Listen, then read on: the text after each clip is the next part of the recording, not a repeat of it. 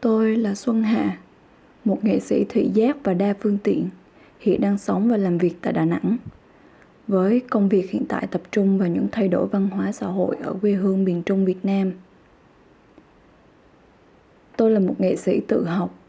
Quá trình từ giai đoạn bắt đầu tiếp xúc đến phát triển sự nghiệp diễn ra một cách tự nhiên, mà đôi khi nghĩ lại tôi vẫn còn bỡ ngỡ với những gì mình đang làm. Đó là một hành trình khám phá đầy bản năng, mà ở đó tôi hiểu rằng nghệ thuật đã giúp tôi nhận ra sự nhỏ bé của bản thân giữa thế giới rộng lớn này là như thế nào.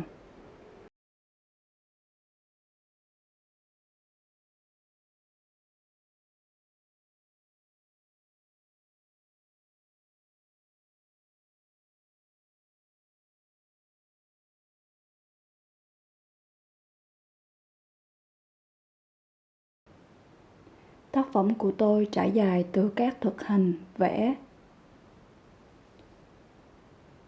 làm một hình, làm điêu khắc, trình diễn,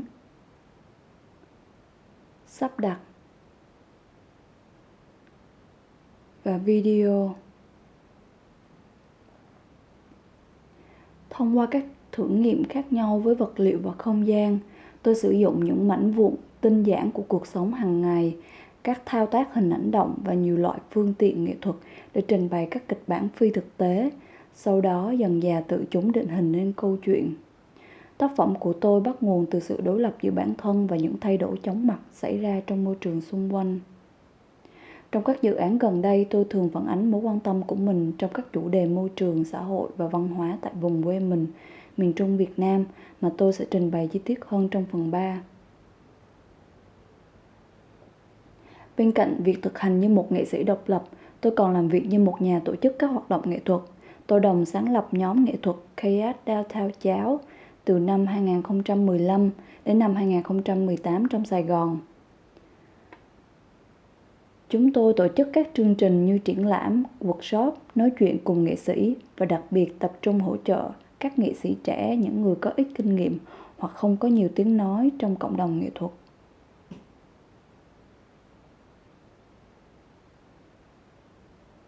Tôi tiếp tục sáng lập một câu lạc bộ nghệ thuật tại Đà Nẵng vào năm 2019 cho đến nay, Song. Đối với thành phố này, nghệ thuật đương đại vẫn còn là một điều lạ và mới mẻ. Vì thế, tôi không muốn giới hạn các hoạt động trong cùng một không gian, mà thay vào đó là các hoạt động như thăm xưởng nghệ sĩ, để khán giả có thể trực tiếp tương tác với họ và công việc của họ.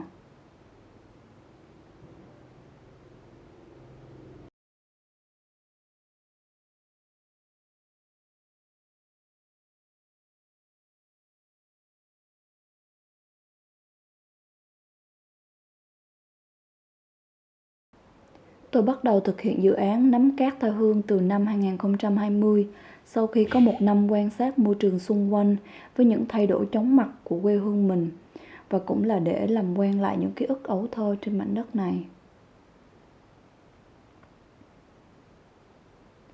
Tôi cùng má đi thăm mộ ông bà tổ tiên, và đây là lần đầu tiên tôi ngắm nhìn vùng đất với một cách nhìn rất khác. Mặc dù tôi đã thăm nơi này nhiều lần, nhưng không rõ tại sao lần trở về này lại khiến tôi nhiều cảm xúc như thế, và vùng đất này lại đẹp như thế.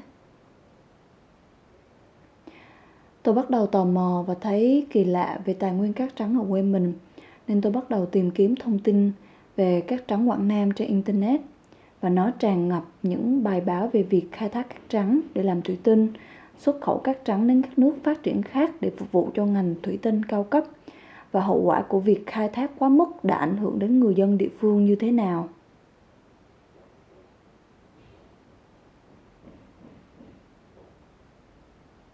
Thời gian lang thang nơi quê nhà thì tôi cũng có cơ hội được ba dẫn đi thăm lại vùng biển Bình Hải mà chúng tôi thường ghé lúc xưa khi tôi còn bé.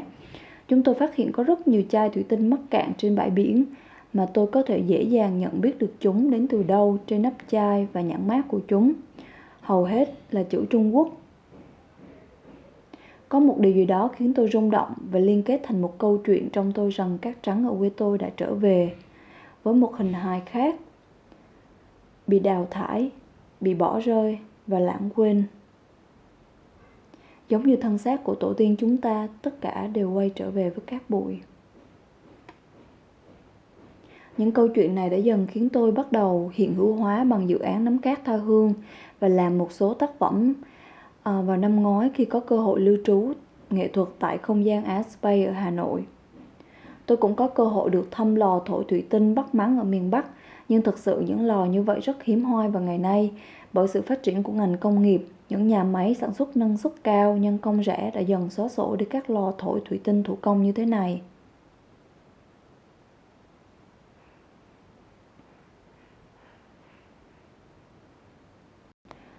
Tôi mong muốn tiếp tục phát triển nghiên cứu và tiếp cận sâu hơn với dự án này. Ở giai đoạn 2, tôi có ý định sẽ thực hiện thêm một số tác phẩm thủy tinh bằng những chai thủy tinh rác thay vì sử dụng cát trắng. Đào sâu hơn vào lịch sử hình thành của làng nghề thủy tinh và sự thay đổi theo thời gian để phù hợp với xu thế như thế nào. Tôi muốn tìm ra điểm giao nhau giữa hai hướng đi này để có thể giải quyết một phần nào đó khúc mắc của tôi về vấn đề rác thải, môi trường và sẵn sàng đứng trước nguy cơ lụi tàn của một nghề thủ công Việt Nam.